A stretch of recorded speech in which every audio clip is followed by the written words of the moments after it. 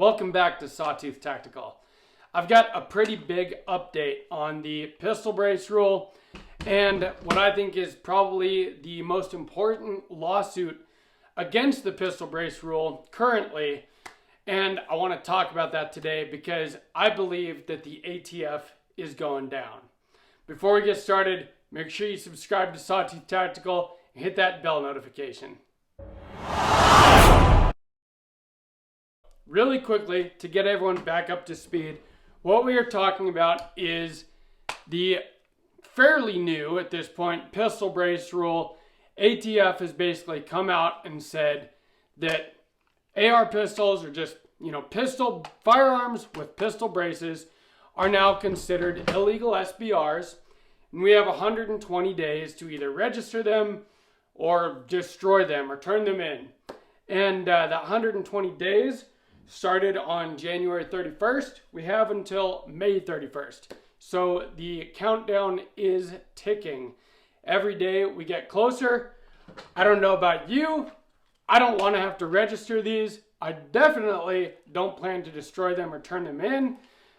Pistol braces have made these kinds of firearms very, very popular because they're easy to acquire. As long as you can pass a background check, a regular 4473, you can build or buy a shorter barreled firearm and put a pistol brace on it and not have to go through the entire NFA process and pay for a $200 tax stamp and be put on a registry.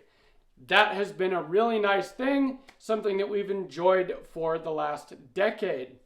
Well, the ATF wants to make sure that they can do anything that they can to take away our rights and to create a gun registry. And since these are some of the most popular firearms in America, what better way to create a gun registry than to say that they're perfectly legal, anybody can buy them for an entire decade, and then say that you have to register them. All of a sudden, they get everyone on the gun registry that has been illegal for them to create. If you guys have been following my channel, you know how I feel about this. But I've got a really big update. I do believe, and I really hope, maybe I'm just being optimistic, that this is going to be dead in the water before May 31st, before the pistol brace rule actually goes into full effect, and we all either have to have destroyed, turned in, or registered our braced firearms. So anyway, there's been a number of lawsuits. I've talked in videos about, there's also been a number of bills introduced, but as you know, with who we currently have in the White House, I don't believe that any of those bills will necessarily ever be written into law. They don't really have a chance, although I do think it's great that Congress is at least presenting these bills, letting the ATF and the public know how they feel about this government overreach. But I do think that the way to stop this is going to be lawsuits, is going to be in the courts. And there have been a number of lawsuits filed.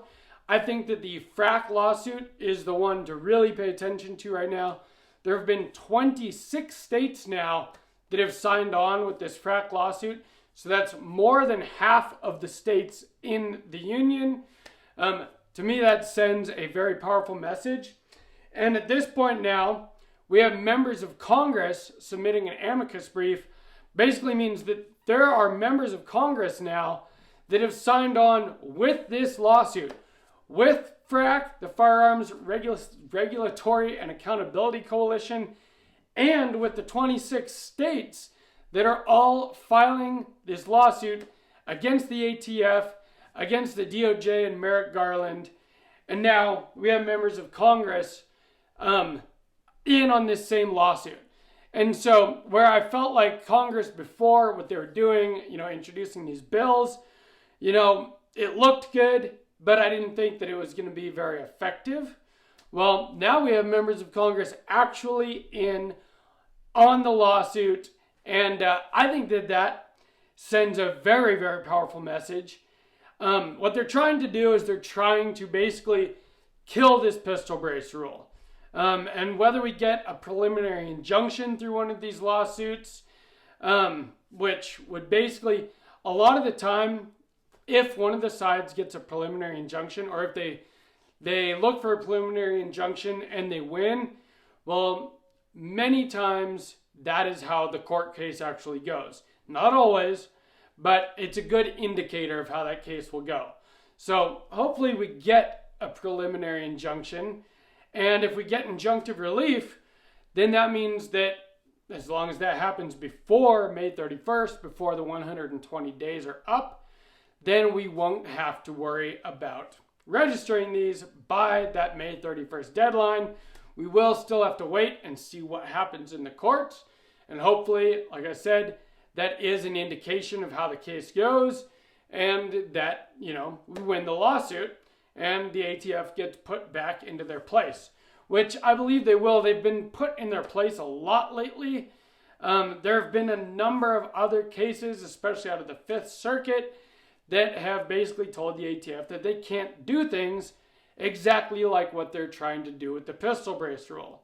There have been, they like the case with the bump stocks. That's a perfect example.